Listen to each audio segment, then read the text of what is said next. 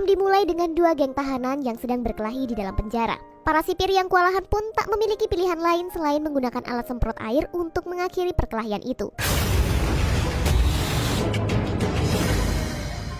Di tengah kekacauan itu, Kepala Divisi Keamanan mulai berpikir keras untuk mencari cara supaya dapat menciptakan suasana yang lebih damai di dalam penjara. Karena pada saat ini Kepala Sipir sedang dalam masa peninjauan untuk dipromosikan menjadi atasan. Kemudian Kepala Divisi Keamanan yang bernama Tuan Lee bertekad untuk menyelesaikan konflik antara dua kubu gangster ini.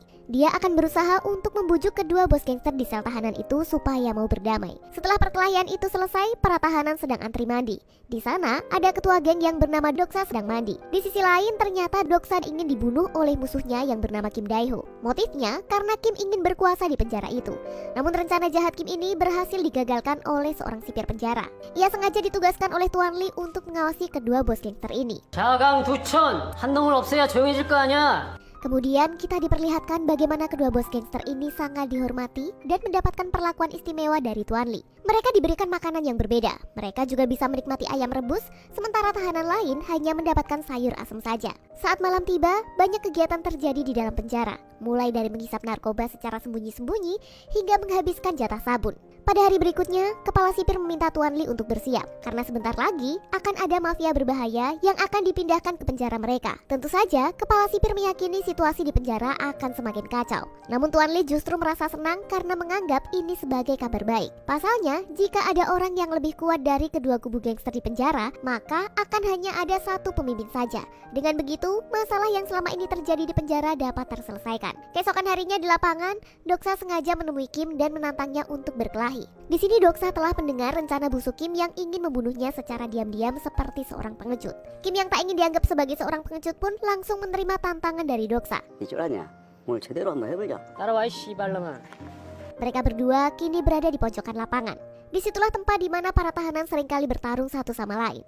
Dan perkelahian pun diawali oleh anak buah mereka untuk memulai pertarungan ini. Tak lama setelah keributan itu, Doksa dan Kim kemudian dipanggil oleh Tuan Lee. Ia mencoba membujuk mereka untuk berdamai. Namun usaha itu gagal karena kedua belah pihak tetap keras kepala dan tidak mau berdamai. Keesokan harinya, mafia kelas kakap yang telah diinformasikan oleh Kepala Sipir akhirnya tiba di penjara. Penghuni baru ini bernama Lee Tae-sik. Ketika para sipir membawa Tae-sik masuk ke dalam penjara, semua mata langsung tertuju kepadanya. Seperti tak peduli, Doksa dengan santainya mengejek Tae-sik saat ia melintas. Tentu saja, sebagai akibatnya Doksa mendapatkan tendangan super dari Tae-sik. Setelah itu, Tae-sik ditempatkan di sel khusus dan segera ditemui oleh Kepala Sipir bersama dengan Tuan Lee. Di sini Kepala Sipir meminta bantuan dari Tae-sik untuk membantu mengendalikan mereka yang seringkali membuat masalah di penjara. Sebagai imbalannya, Kepala Sipir berjanji akan membantu Tae-sik selama ia berada di dalam penjara. Di sisi lain, Kim sedang menceritakan tentang sosok Tae-sik kepada anak buahnya, yang ternyata Tae-sik adalah sosok mafia yang legendaris di tingkat nasional. Padahal dulunya Tae-sik ini hanyalah seorang satpam biasa yang tak sengaja berurusan dengan para gangster, karena awalnya dia hanya ingin membantu seorang wanita. 가던 길이나 가시고. Selain itu, Tae-sik juga berhasil melawan ratusan anggota gangster sendirian. Dan keahliannya ini mampu mengalahkan dengan tangan kosong. Keberhasilan itu membuatnya menjadi sangat terkenal. Setelah itu dia pun menjadi seorang mafia nomor 1 di Korea. Keesokan harinya, Tae-sik yang baru tiba di lapangan tempat berkumpulnya tahanan langsung diberi hormat oleh Kim dan Doksa. Tae-sik yang sebelumnya telah ditugaskan untuk meredam dua kubu gangster ini meminta mereka berdua untuk berdamai saja. Lalu tanpa basa-basi, Kim dan Doksa akhirnya memutuskan untuk berdamai dan saling meminta maaf. 그냥 죄송했구만요. 승립. Kepala sipir yang menyaksikan kejadian itu dari kejauhan merasa sangat senang.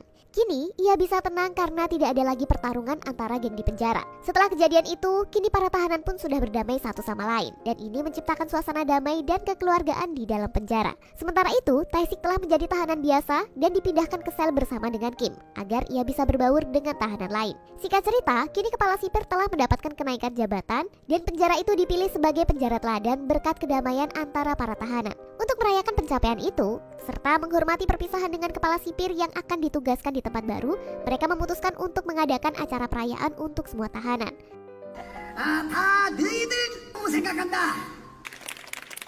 Beberapa hari kemudian, kepala sipir penjara baru yang bernama Jo Pyong tiba di penjara. Ia kemudian disambut oleh Tuan Lee, dan di sana Tuan Lee menjelaskan segala hal tentang penjara ini kepada Jo Pyong, termasuk kedamaian dan ketenangan yang telah tercipta sejak kedatangan Tae-sik. Dia juga mengatakan jika kini mereka sangat bergantung kepada Tae-sik dalam mempertahankan kedamaian di penjara. Mendengar itu tentu saja membuat Jo Pyong sangat marah karena ketenangan penjara malah bergantung kepada sosok mafia. 완전히 빵쟁이들한테 물들었구만. 발차! Kemudian setelah itu, Tuan Lee dengan wajah marah meminta semua tahanan untuk berkumpul. Tapi pada saat itu ada salah satu anak buah Kim yang malah bermalas-malasan. Dan tentu saja hal ini membuat Tuan Lee semakin marah dan memukulinya. 쉽시다. Di sisi lain, Tae-sik melihat ada sesuatu yang akan terjadi. Tae-sik meminta Doksa dan Kim untuk menuruti semua perintah Jo Pyong dan bekerja sama.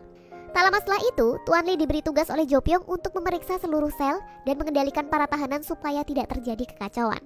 Saat pemeriksaan berlangsung, para sipir menemukan banyak barang terlarang seperti rokok, pisau, dan narkoboy. Akibatnya, peraturan di penjara pun semakin keras dan tidak manusiawi. Para tahanan hanya diberi waktu 30 detik untuk mandi dan jatah makan yang tidak layak untuk mereka.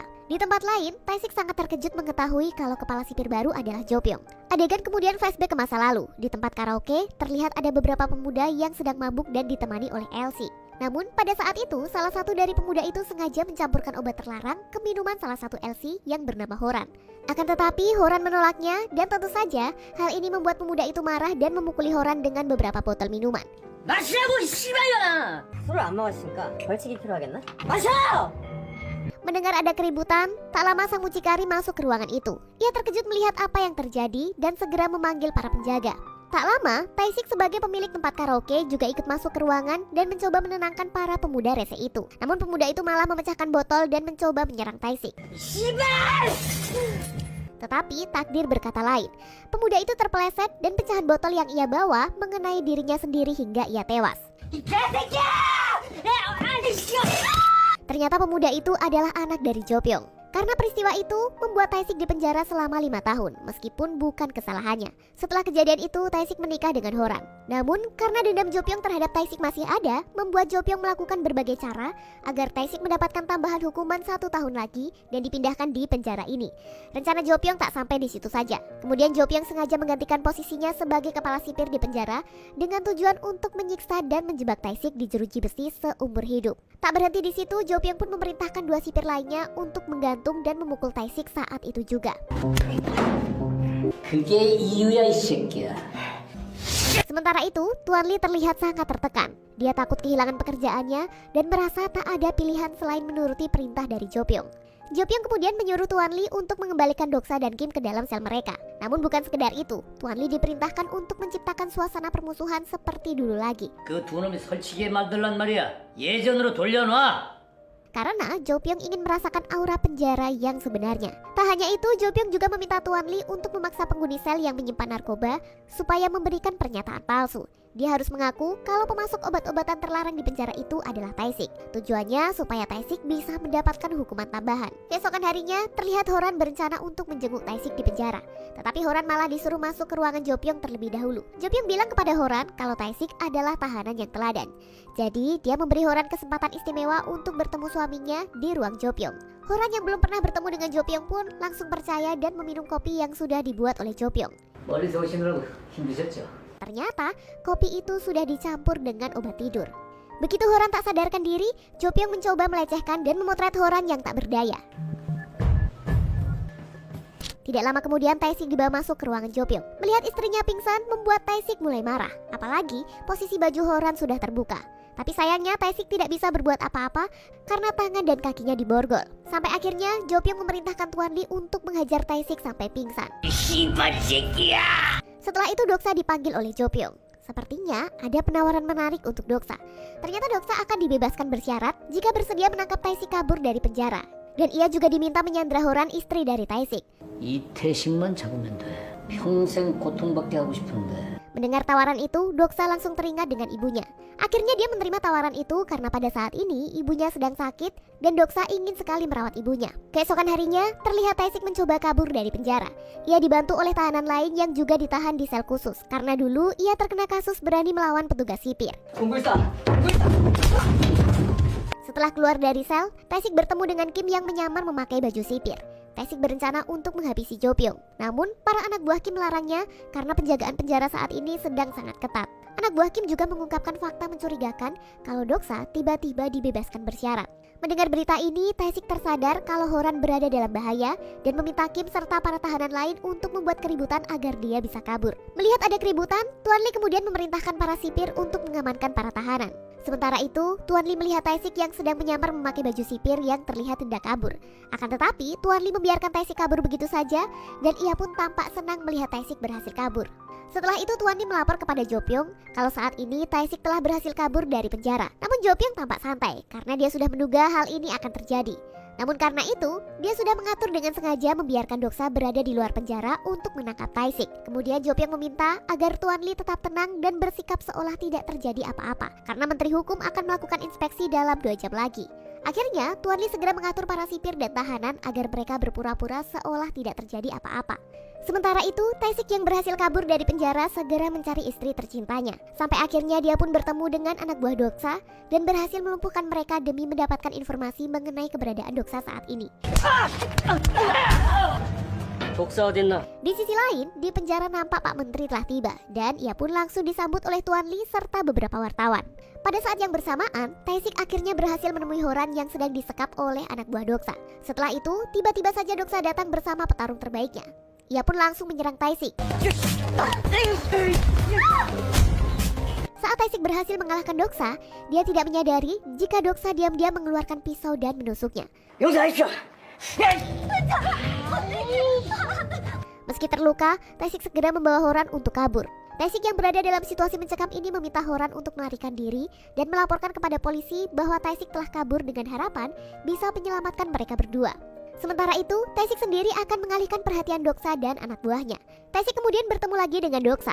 Meskipun sudah tertusuk, Tae-sik masih mampu untuk melawan Doksa, sehingga pertarungan antara keduanya tak bisa dihindarkan lagi.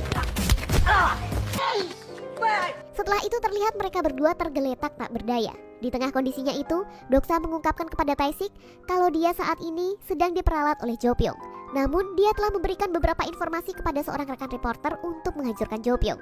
하는 기자에게한테 이참에 교도소장 와기 싫은게. Tak lama setelah itu, Doksa pun segera menghubungi rekan reporternya itu dan Tae-sik memberikan informasi tentang apa yang sebenarnya terjadi di dalam penjara. Sementara itu Jo Pyong dan Pak Menteri sedang menikmati kopi. Tiba-tiba mereka dikejutkan dengan kedatangan para reporter yang menanyakan tentang kaburnya Tae-sik. Mereka ingin mengkonfirmasi tentang dugaan jika Jo Pyong telah membuat bukti dan saksi palsu demi menjerat Tae-sik. Mendengar pernyataan itu membuat Jo Pyong terdiam dan tidak bisa menjawab. Akhirnya Jo Pyong meminta Tuan Lee untuk mengusir para wartawan itu.